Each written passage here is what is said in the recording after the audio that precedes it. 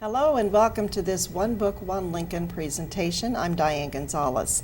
The book all of Lincoln is reading and discussing this year is The Faraway Brothers by Lauren Markham. The nonfiction book is about identical twin brothers who escape El Salvador's violence to build new lives in California and their fight to survive, stay, and belong. This is the 18th year for the One Book, One Lincoln program, sponsored by Lincoln City Libraries. My guests today are Katie Murtha, she's a librarian, and the coordinator for the One Book, One Lincoln program for her last year. She's gotten promoted, so she'll be doing something different next year. David Smith has been with us before. He is the chair of the selection committee. And Tori Hall is also on the selection committee, and she's the assistant manager at Indigo Bridge Books and Cafe. Thank you all so much for being here. And if you have not yet finished any of the books, we're not going to reveal too much today, so stay tuned and be careful, panel. All right. There were 112 titles nominated. A 15-member selection committee narrowed it down to 3. Katie, tell us a little bit more about how the process works. Okay. Well, we ask people to nominate year-round, and then in January we do kind of a final push where we actually have ballots out and people can write down titles. But we really do encourage people, as soon as you've read a great book, let us know, go on our website, and you can nominate a book that way. And then once we get to the end of January, we cut off the nominations for the year. It will go to our support services, and they kind of vet it. They're looking for print runs. We need to be able to buy so many books once we get the top 3 selected. And we're looking for formats. We want to have it available as audio formats and large print, as addition to hard copies. And from there it goes to the selection committee. And so we usually end up with 120, 150 sometimes titles, and it's, we're just kind of going through thinking about what our audience would be interested in. We look at if something's been nominated in the past. We're looking at if it's a bestseller. We really don't want to choose something that a lot of people have already read. Right. So that kind of throws out titles as well, and then we have a committee, and we kind of divvy up the books, and we read every 2 weeks. We get together and we discuss them, and we there's always interesting discussions about what to keep and what to let go of, and we just narrow them down. So by the end of March, we're down to a top 10, usually 11 a couple years. And then we have our final vote, and that's how we come up with our top 3. All right. Again, The Faraway Brothers is the choice this year. The 2 finalists are There by Tommy Orange and The Great Believers, a novel by Rebecca Makkai. So we've got 1 nonfiction, 2 fiction books in the top 3. Let's talk about the winner first, The Faraway Brothers. This is a nonfiction book. David, tell us about the book and the author. Okay. This is actually Lauren Markham's first book. It is a work of nonfiction, and the 2 boys that are featured, and their pseudonyms for their own protection, Ernesto and Raul Flores, were students at the school she was a counselor at, and so she got to know them that way. And as you mentioned earlier on, the 2 boys are twins. They left El Salvador because Ernesto was being harassed and danger from the gangs that were there. And Raul ended up following because, being an identical twin, he was being targeted, thinking it was Ernesto along the way. The boys were fairly lucky in that their family owned some property, and so were able to mortgage it in order to try to send the boys north. But the boys had a harrowing experience.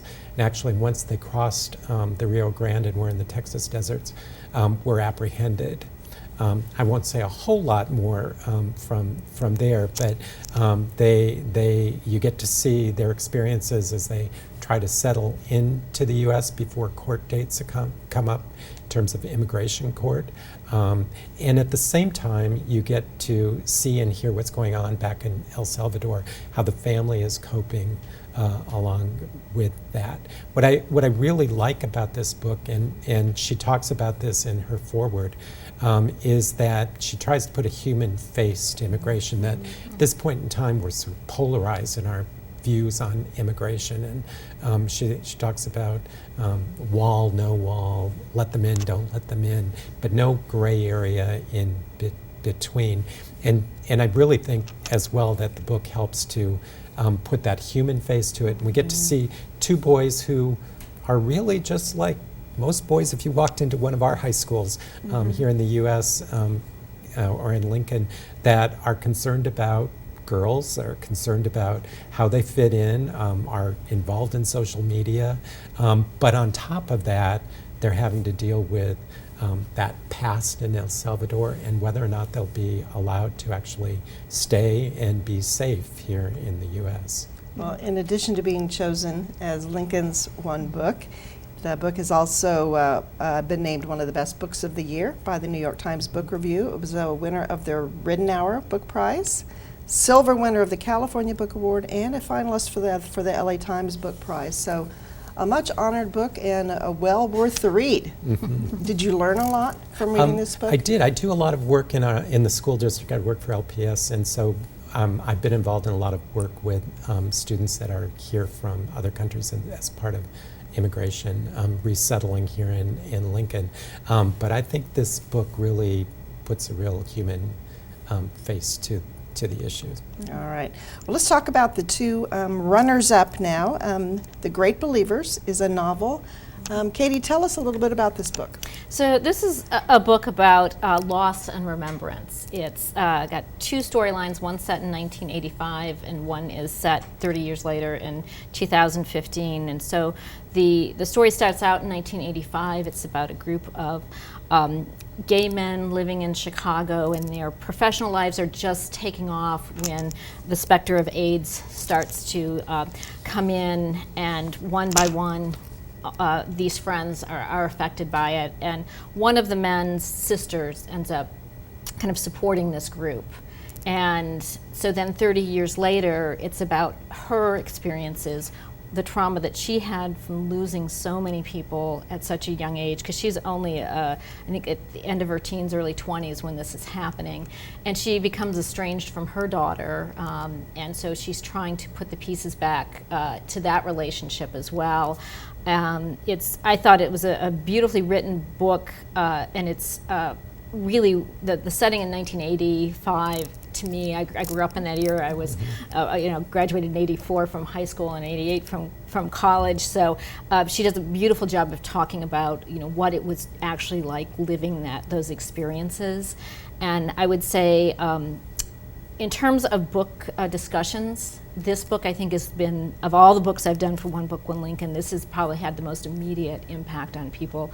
I start out asking, does anybody know anybody who died of AIDS? And almost every book discussion I've had, somebody has. And some of them, it's somebody's son or somebody's brother or uncle, but the last book discussion I had was, it was a sister-in-law who had contracted AIDS before they knew to screen blood. So she'd gotten a blood transfusion.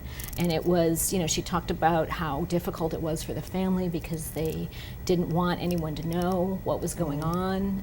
There was so much stigma at the time if you got it. It was, you made one wrong decision with a romantic partner and that could be the end. And it was really a traumatic time. And so it's interesting to me, too, to see how 30 years later, how that loss, that sense of loss and being responsible for somebody's memory and keeping that memory alive, how that impacts somebody. One of the reviews I read said it's a story of the long-lasting legacy of AIDS. Of course, AIDS and HIV are still very much with us, but it still affects so many people. Well, and this time period, 1985, is right before they have the cocktails that allow people to live beyond it. So it's still at that period where if you contract this, you're going to die. Is basically what happens. And I had a lab partner in high school who I didn't even know was gay, but I came home from college one summer and his obituary was in the paper, and I was really struck by this. This was more of an acquaintance friend. But I didn't even know he was gay, let alone he had this disease. And I think for anybody who remembers, like Princess Diana reaching out to people in the AIDS wards, that was just such a huge step at that time to recognize that people needed they needed to be supported, because what we find with this group of men is, no one's taking them in. In a lot of cases, they've already been cut off from their families. I think it's a really important book for us to read now, because we've become a little complacent with the drugs that are out there and the length of life expectancy. And now it's good to remember that it was a very fatal disease. Well, it was very interesting for me because I graduated high school in 2008, and AIDS has always been, I don't know a world without it. And so reading a book where this is a brand new specter, what is this, what's happening to all of these people who they are their families, and to see member after member after member of that family being struck down with no real knowledge of what is happening, that was very wrenching for me. And we still have a lot of the same issues of, access to health care. That, I mean, yes, we've had 30 years, and in some ways things have improved, but in other ways, you're still, trying to get health care benefits for, people who don't have it. One of the characters switches jobs, and then he's got to kind of hide the test that he's already taken because he won't get health care, and he desperately needs health care, if he gets another job. So it's interesting in a lot of ways how much has changed and how much hasn't. That's right. Well, let's talk about the other finalist, There, There, a novel by Tommy Orange. There has no comma, so if you're looking for it online, no comma. There, There. There, There. So There is a book based in Oakland, another book based in Oakland, and it follows a group of Native American people going to a powwow. But it's so much more than that. Every chapter is told from a different perspective. Really at the core, this is a story about people trying to find their identity and trying to revive a lost identity, and also be able to continue to share that with other people. It's dramatic. It can be really intense at times, but especially if people read Killers of the Flower Moon last year and were really interested in that story of Native American life, this is a modern day telling of what's happening for some people in California. And I thought it was really interesting that it's not a book, it's not a Native American book. I had a little bit of blowback where it's like, well, we just read a book like that last year. I'm like, but this really is it's a culture. And it's people with all of their lives and with all of their different perspectives and with all of their different backgrounds, just trying to find a community. So it's definitely one to discuss. It's sometimes thrilling and shocking, but it's a very powerful read. One of the things that I liked about it too is when you start reading it, it appears that they're separate stories, almost short stories about these characters. And as the story builds, because the author Tommy Orange does this wonderful job of building this story, you start to see the connections, and a lot of these characters are all interconnected, And whether they know it or not. It reminded me, in that same vein, of last year's one of the top 3, Little Fires Everywhere, where everyone's story was, they all ended up syncing up, but the whole time you're thinking, okay, well, I've read this person's chapter and this person's perspective, and there's no greater picture to this, and then all of a sudden it all comes together. Well, what was it about these 3 that made them stand out? David, you've been on the selection committee for a long time. Why did these 3 rise to the top? Well, that's always a hard question, because our committee is very diverse, both male, female, age-wise. That there's quite a bit of diversity on there, and it just often happens what rises to the top from what gets read for us. You sort of see some connections after the fact, but that's never an intention when we're choosing the book. We don't look for an overall theme or grouping along the way. I think we were just taken by the stories that were there. I think also thinking about the times we're living in. And these books seem to speak to a lot of the issues that are out there, and we thought would make for good discussion points in book clubs and with your neighbor. Like we're having right Yeah, now. But they all absolutely. deal with groups that have been, or in many cases still are, disenfranchised. There's the refugees, the immigrants escaping violence. There's the gay community. There's the Native American community. And so I do expect them to generate a lot of discussion about current day. And they have. I think all of our discussions have been quite interesting. And the one thing I love about book discussions is nobody reads the same book. I think there's a famous librarian that said that. I can't remember her name, but it's like everybody brings their own experiences to a book. And when you start talking about something and you realize, oh, well, I hadn't thought about this, but somebody else brings something to it. I know with There, I really didn't know much about Oakland or Alcatraz. He has a scene there where the Native Americans kind of take over Alcatraz for a while, and I actually went and Googled it and looked it up Did this really happen? I was kind of fascinated by it.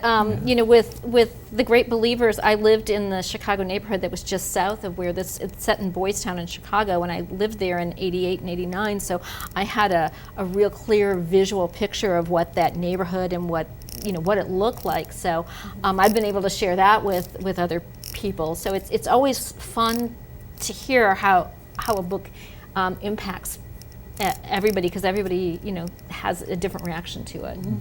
All right.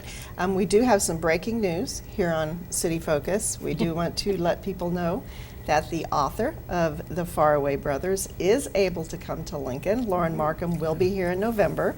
Stay tuned for more details, but we don't often have breaking news on City Focus, so I just wanted to put that out And there. we don't often have an author. I'm always asked, well, can you get the author? And last year, the author with David Grann was a best-selling author, and I think I looked into it, and it was like $5,000 to have him come, plus first-class accommodations, plus first-class travel, and it was just not in our library budget to do that. But this year, we've been able to work with Lauren, and I think she's in contact with people at LPS, because we'd like to have her come and go to some of, I think they're talking about North Star. Northeast, I think, is where she's going to go. Northeast, okay. So that's going to be a great tie-in for the book and for her, and we're really excited about it. Yeah, so watch the media. Keep an eye on lincolnlibraries.org. That is the website where you'll find out all the information about One Book, One Lincoln, and about all the events that are coming up, including the author visit in November. We do want to let you know about some of the events that the library has planned around One Book, One Lincoln. The first is Native American Storytelling at Vision Maker Media. This program is scheduled for 2 p.m. Sunday, September 29th at Walt Branch Library. This, of course, deals with the book There. Storytelling Executive Director Shirley Sneeve will discuss her role at Vision Maker Media. That's a nonprofit that empowers and engages Native people to share stories. English language learners at LPS. David can probably tell us a little more about this. This program will be at Gear Library. LPS serves students and families representing 150 different countries and 125 different languages. A lot of people don't know that, David. No, they don't.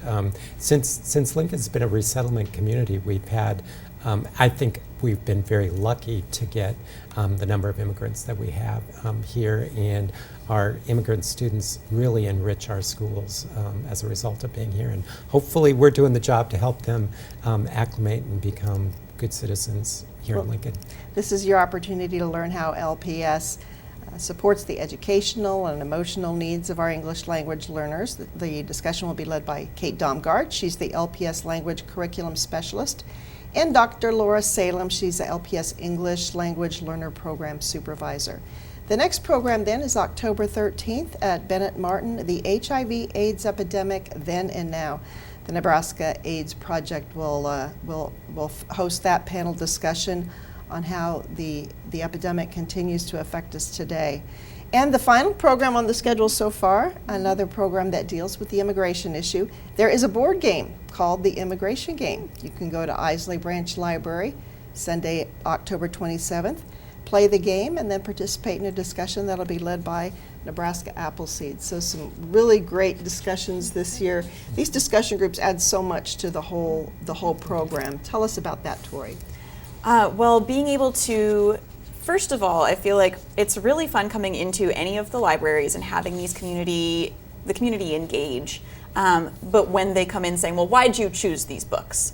And we get to say then, well, here's the different ways that we have come to this decision. It's not because we're trying to force feed you something you don't want to read. It's because there's really interesting, valid points it's enriching your world too, and the more people that can be enriched through these books and through these discussions, the better our community becomes.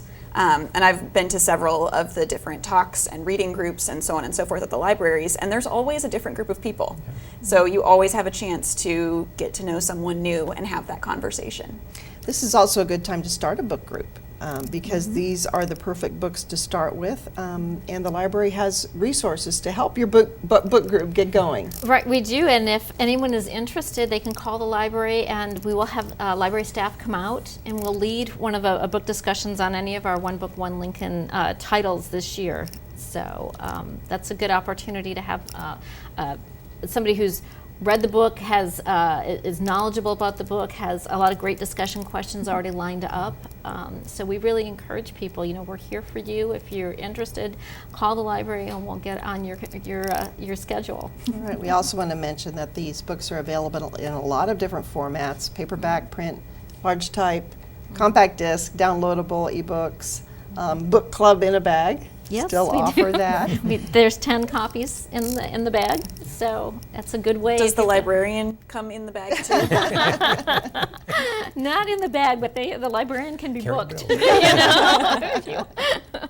Now you'll want to stay tuned to lincolnlibraries.org, also on their social media, to find out about all the information on the upcoming programs, if any other programs are scheduled, and also, of course, about that big author visit coming up in November. We haven't had one for a while, have we, David? I'm not sure we've ever had. We've had the very first one. Okay, yes. okay. And I wasn't there for that, but as far as I know, Yeah. and I don't have all the facilities and times lined up, which Right. is, I know the date, but I don't have that lined up at this point, which is why there's no information right now, but it will be on our website, and we will be advertising it quite a bit once we have everything Right. set to go. We're A very good excited. reason for people to stay tuned. So the program, again, this is the 18th year for it.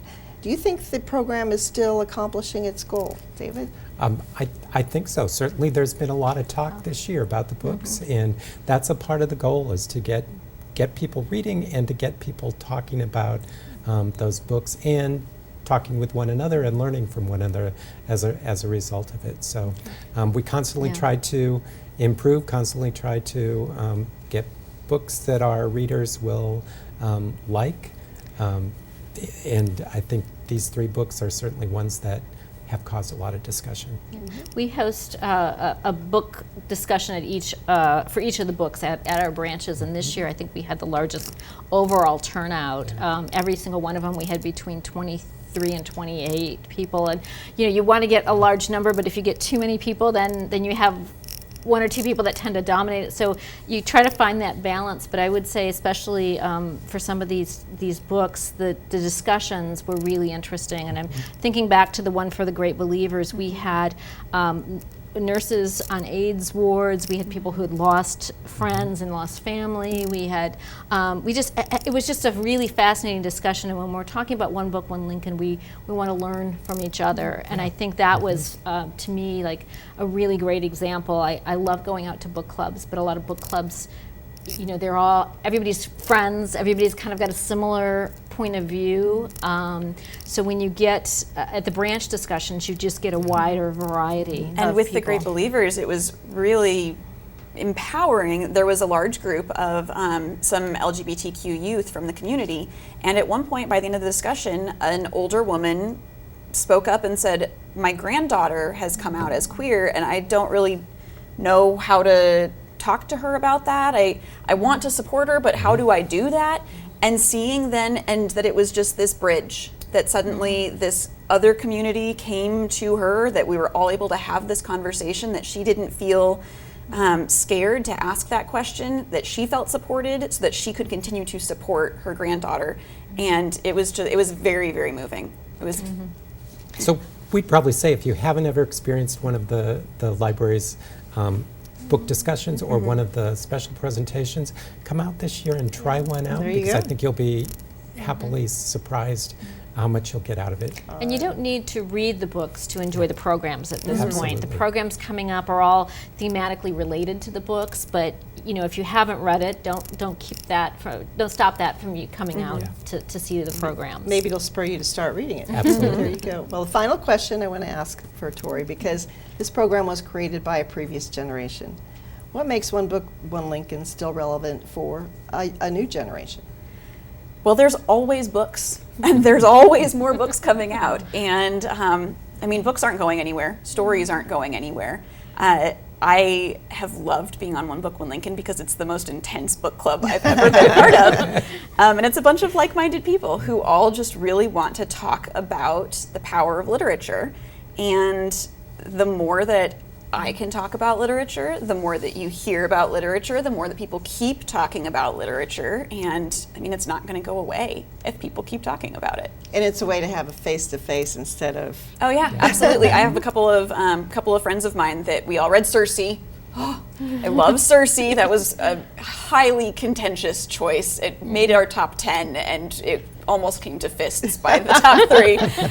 But we all decided, well, darn, let's just start our own book club. So we've got a book club that's meeting tomorrow night, and we just all wanted to sit down together and discuss this book that we all really loved.